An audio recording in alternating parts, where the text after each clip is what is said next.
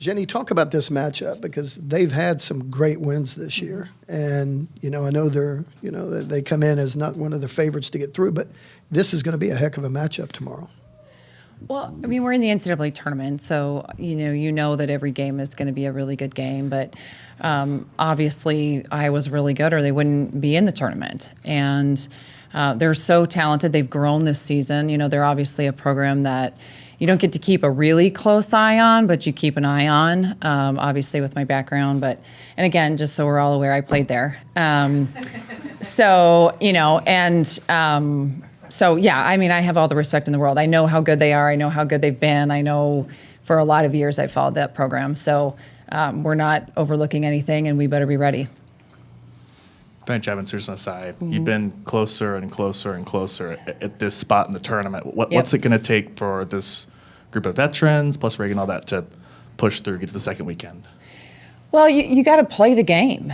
And you can't get too far ahead of yourself. You can't hold on to things that are behind you. And I think we kind of had to work through some of that yesterday, and you could see that in our game. And so we've got to be able to step out, and you've got to be able to play the game. And then you also have to have things go right, and some of those things you can control and some of those things you can't control, but you got to give everything you have. I think the other thing is we got to have a lot of fans come. And a 3:00 start it's a hard start time. But we've got to have everybody in Norman get over here and come fill the stands. I think it's going to take that as well. So I'm excited to continue to build our fan base. I thought our crowd was amazing. Sorry, that's all my stuff. I thought our crowd was amazing yesterday. I loved how many people came. I think we're continuing to build it. We're continuing to grow it. But we still have a long way to go. And tomorrow is going to be a great tipping point for us to really see how far we have come and how far people want us to go here. Go in the back. Holden Cruz-Mark, KFOR TV. Jennie, kind of along the same lines, I know Reagan and Peyton have had that experience playing past the round of 32. Is there anything you've learned from them as a coach, just getting to play, what it takes to kind of get to that level? And what would it mean for the program moving forward, just to show that you guys can make it to the Sweet 16 and beyond? Well, honestly, I really look at the coaching profession as our student athletes are our greatest teachers. And I think all the time, so many times you sit there and you try to emulate different coaches and you try to do different things and you try to study different programs, and not that I don't do that, because obviously I've had great mentors. I mean, Jan Jensen's one of those, and Lisa Bluter was one of those. But at the same time, I think your players constantly teach you these incredible lessons, and then they teach you how to continue to get better. So their experiences getting to where they've been are different. So there's not a pattern. If there was a pattern, it'd be really easy to be able to do, but there isn't. And so you've got to learn through life experiences. And so I think they continue to teach me, and I love their leadership, period. Regardless of where they've been. I think they show up every day, they have a smile on their face. You can't help but really like them. Competitors might not like them between the lines, but once you talk to them outside the lines, they're literally just the most amazing people. So of course they're gonna teach us, but there's not just a blueprint. There's not a one way, to do this. Coach Jack Birmingham, Daily Iowan. I like that you've touched on this already, but obviously you played 4 seasons at Iowa during the Bluter era. You've got connections, obviously, to Iowa and Jan Jensen, and obviously you're coaching 10 years now at Oklahoma. But does tomorrow's game feel a little maybe sentimental or nostalgic to you? And if so, can you talk me through kind of how specifically that feels? There's kind of a couple ways I can, I'll go about this. The first way is, when I was at Drake, we played Iowa for 9 years. So you learn to, at the beginning, it's personal and you want it so bad for yourself, right? And then you realize it's really not about you. Then you grow, you start to see your teams compete, and then it becomes a game. And then you can really have respect and love for a place that you came from and other programs. And you keep it between the lines because you want to win every game that you play. But, every other game that Iowa plays, I want them to win. Of course I do. I want them to be really successful. That's one way. This game will be a little bit sentimental because this December, I lost one of my teammates that I played with at Iowa. for 3 of those 4 years. And she's, you know, a mom, and she did the radio, and you all know her, Jamie Cavey. And that's humbling. That's hard. That's going to be something that we're going to celebrate tomorrow. So you'll see us have 52 pins on. So we're going to get some for the Iowa staff as well. And that will be somebody that we want to celebrate and honor during this game, because she meant a lot to me personally, but she really meant a lot to that program. And that's important for me on both levels. Yeah, Cliff Brunt, Associated Press. Just kind of wanted to know kind of what it's been like answering your cell phone since you found out that you'd be playing Iowa. Like, are you getting a bunch of calls, or are you getting some good-natured ribbing from people? Like, how is that aspect of things going for you? Well, the SEC Network brought out old playing photos, so that was awesome. You know, fashion was a little different in the early 2000s, and so were hairstyles. But I mean, of course, you get that. And at the same time, you know, you want to keep it a game too. And I want to keep it less about the fact that I played there however many years ago. And I know you're all going to have the dates, so please just leave that out. But I really want to keep it on how special our team has been this year. You know, we've had a phenomenal year, and it's been a hard year, and it's been one that, you know, we've had to fall down, we've had to get up, we've had to grow, we've had to, you know, we're in a new conference. Every game that we've played this season has been like an NCAA tournament game. So it's been, it's just been a really cool journey that goes back a couple years. And this team has really grown together. So that's really where I want to keep the focus as much as I can. You guys can keep the focus wherever you want. Kyle Huseman, Hawkeye Report. I apologize if you've heard a different question or a similar question. I walked in a couple minutes late.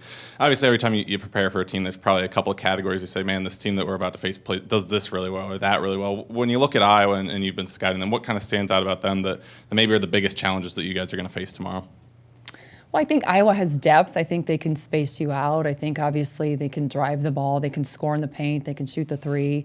They've got great post play. You know, just a very traditional Iowa team. And not to mention they have experience. So I understand that they had a superstar on their team a year ago, and they've had to work through some things as well. But they have that experience too that we don't have.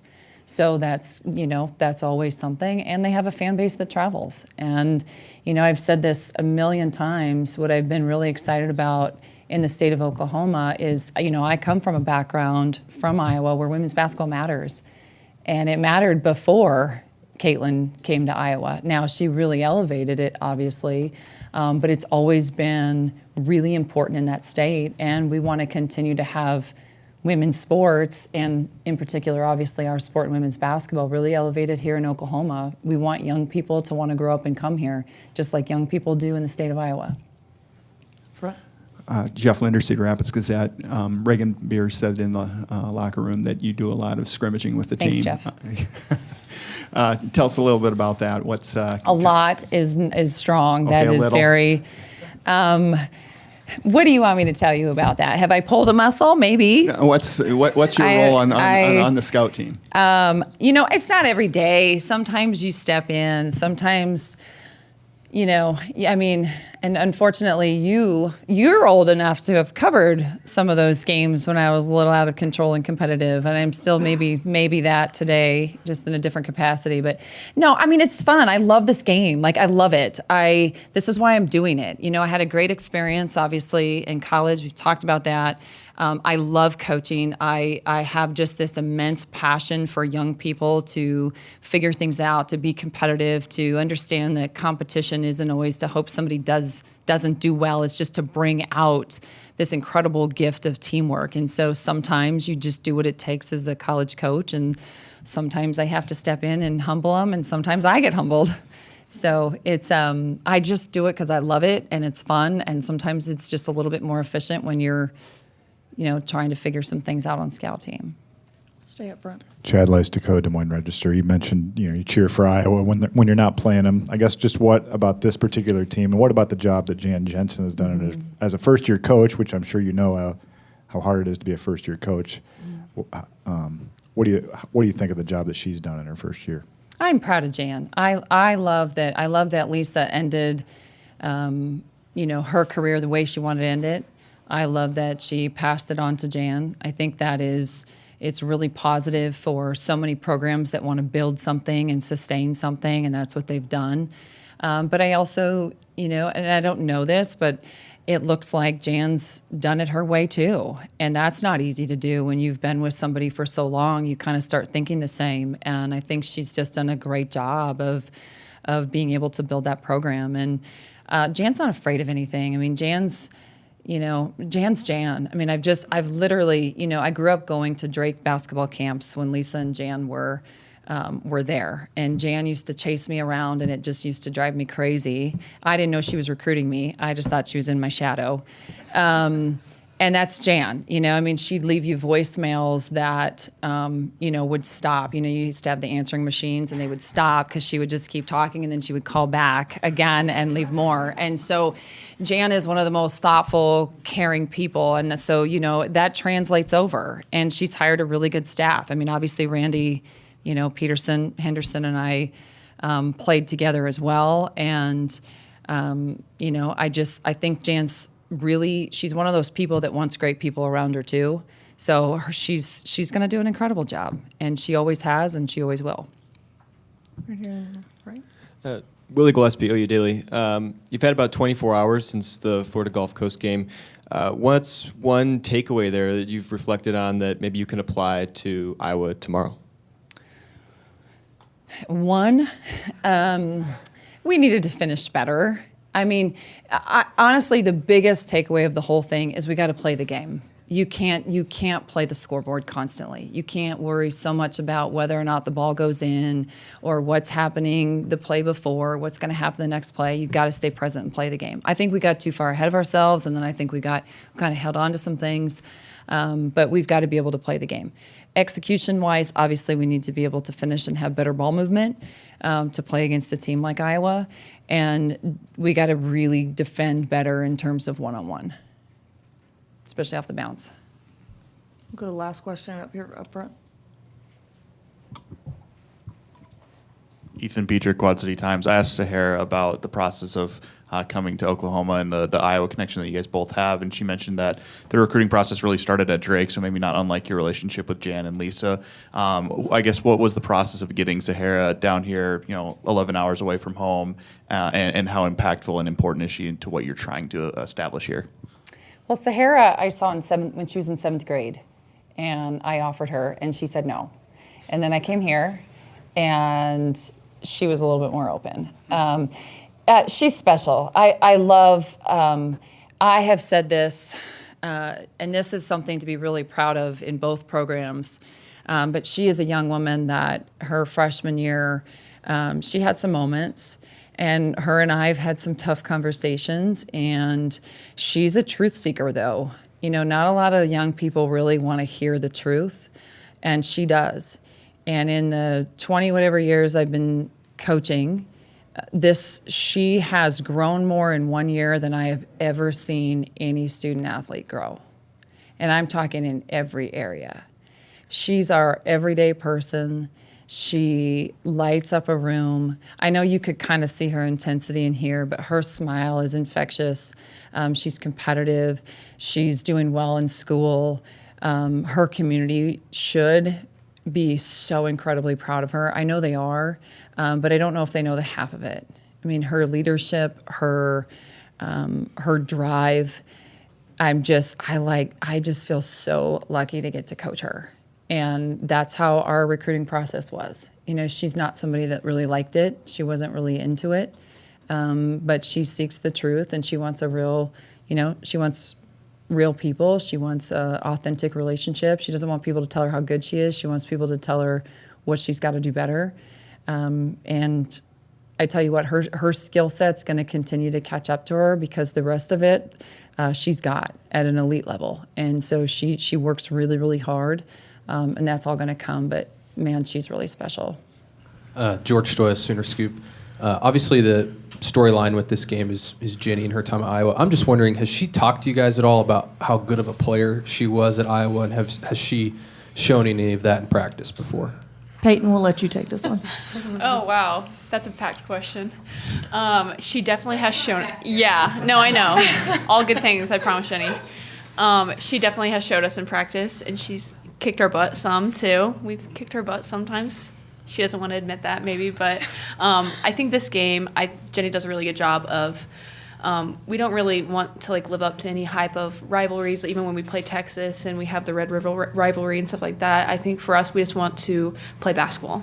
No matter who we play, no matter who we're playing against, where we're playing. I think for us, it just matters about the game. Right up here.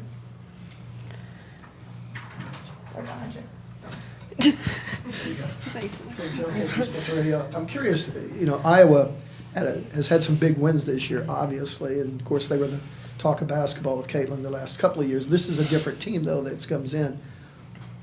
Skylar and Sahara, talk about what you see in Iowa and what you think you're going to get, what kind of matchup you guys are getting into.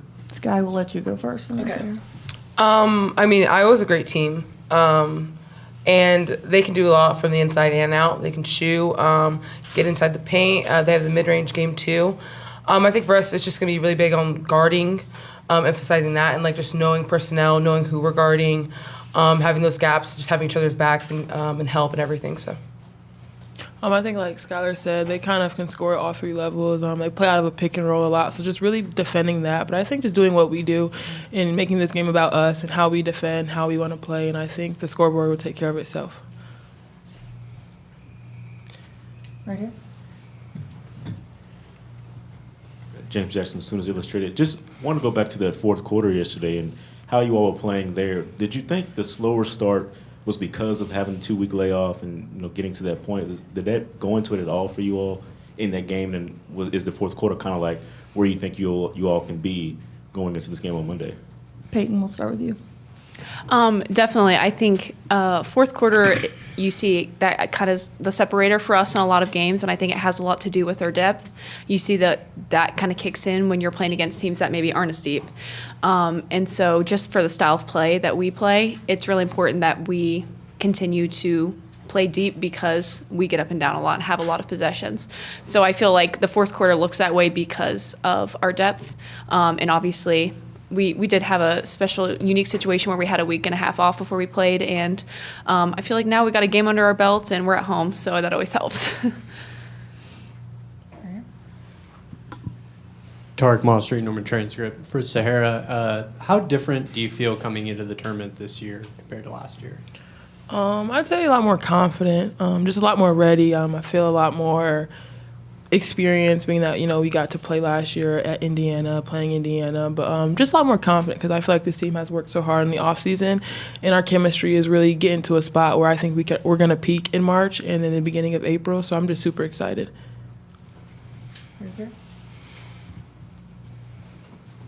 Ethan Petrick, Quad City Times. Sahara, now it's a little bit more real than when we were chatting with you on Friday about potentially playing Iowa. What's a matchup with your home state team mean to you?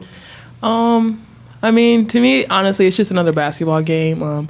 Iowa's a great team. I tip my hat off to them and, their coaching staff and everyone who recruited me. But I'm here at Oklahoma, so I'm happy to be here with Jennie and just the team that we have and just being able to play tomorrow.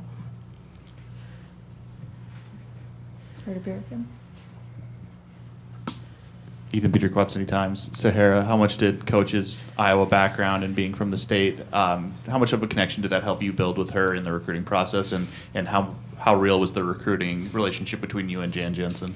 It was a good recruiting process. I thought I built good connections with them, but just Jennie being from Iowa and just recruiting me when she was at Drake also, I think having that special connection is what led me to follow her here at Oklahoma. So I think it was a good recruiting process, but I ended up here with Jennie, so I'm happy about that. Kathleen Geyer from The Next. Skylar, what really attracted you to this program originally, and how much do you think you've learned, especially in this system that Jennie runs? Well, I'm an Oklahoma kid, obviously, so I've been an Oklahoma fan my whole life, especially my dad playing here. So, I wanted to come here, and this was like a dream of mine. So, coming here, it was kind of, when I got the offer to come here, I was like, not second guessing them. I'm coming here. And I am super blessed, especially with the coaching change my freshman year, that Jennie came in. I remember our first Zoom meeting with her. Automatically, I was like, oh, I'm staying. Like, I want to play for her, and I just want to, like, see if I like it or not. And it's been 4 years now, and I'm extremely grateful that I came back after last year, too. And just to be with this team, it was a easy decision to be like, I'll take my 5th year here and just experience it one more time. So We're really happy she came back too.